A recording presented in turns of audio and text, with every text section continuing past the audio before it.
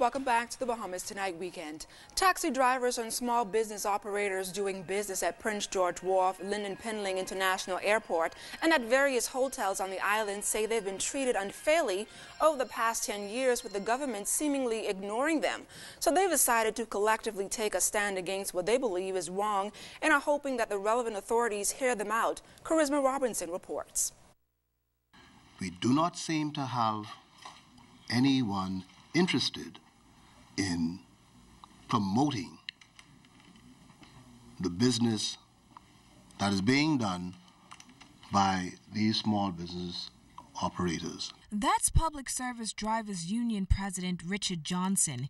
He and a group which represents taxi and surrey drivers, straw vendors, hair braiders, and longshoremen say like never before times are really tough, and they found that it's mainly due to the fact that their businesses are not being properly promoted. We have 5 cruise ships in this harbor.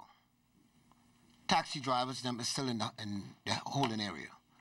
We got to get the job so we can take it over to Paradise Island or take it over to Cable Beach so the taxi drivers can bring the jobs back. When the cruise ship is hitting in port, you go around the taxi stand, Paradise Island, everybody is sitting down waiting on a job. 1 will go, 2 will go. It's the same thing with the airport. They're having the same cry at the airport too. Then it's the next thing we got to do. Like I said, I'm asking the government to please see if they can put that in place, Spanish and French. We get the cruise ships coming in. I understood that some of the people do not come off the cruise ship because nobody can deal with them. We had one lady here from Cuba. She's had millions and millions of dollars. She's not here anymore. So that is something that we have to put in place. Now the group is also asking the government to get on board and do its part to properly promote the straw market. The government is spending too much money on promoting the Bahamas for the small business people in this country that is frontline in tourism, not to benefit.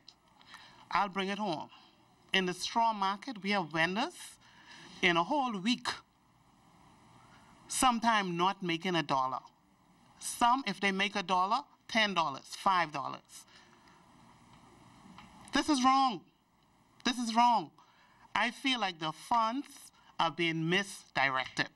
The group says it's now time for the country's quality and standards in the industry to be evaluated.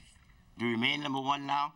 We can't rest on our laurels. We need to take the bull by the horns and move forward. We need to be innovative, we need to be creative, and we need to work in the spirit of harmony and unity. You can't have prosperity without unity. So at the end of the day, the group is calling for a national commitment from the government as they play a significant role in this country's overall tourism product. Charisma Robinson, ZNS Network News.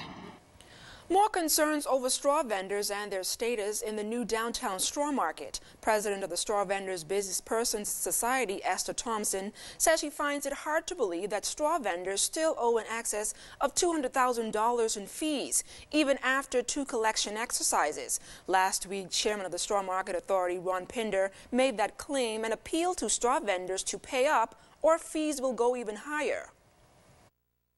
We need to know what they're doing with our money, because the average straw vendor, right now, I don't think a straw vendor, they could find 10 straw vendors or more than $500 in the market.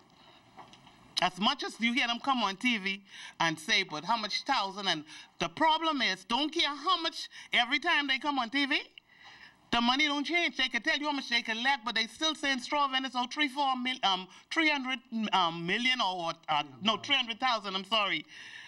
So when does this deduction happen? When does it take place for what the straw vendors pay? They'll tell you how much they pay, but what the straw vendors owe remains the same.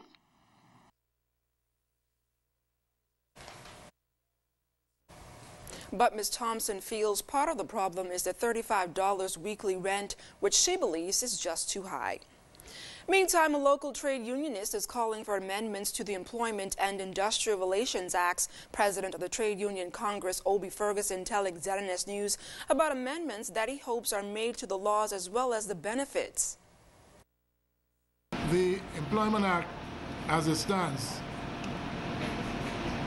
is not complete. Section 2.1 of the Act excludes workers who are on, say, gratuity or tips. Our position is that the income from the worker ought to be the basis upon which the assessment ought to be made. For an example, if you're fired and you make $50 a week, basic pay, and you make $50 on gratuity, and you're terminated, your salary is based on $50 and not $100. So we say that's wrong. ILO has recommended an adjustment be made. So we're asking, and we've communicated this to the government, so they understand what our position is. Mr. Ferguson says the issue of employers interfering with the internal workers of the union must also be addressed. He's hoping the amendments could be made by Labor Day.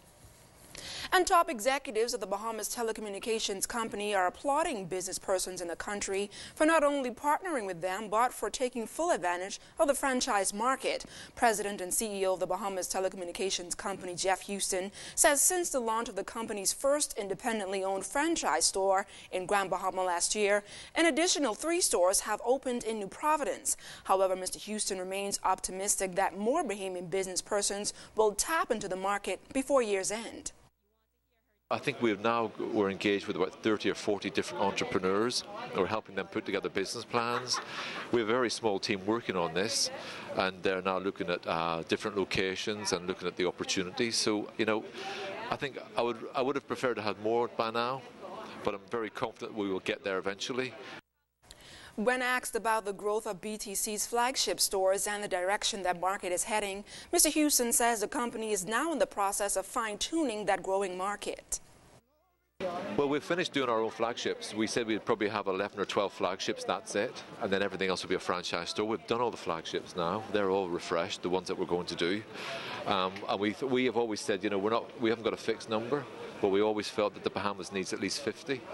So there's probably another 40 at least to do, and maybe more depending on the requirements.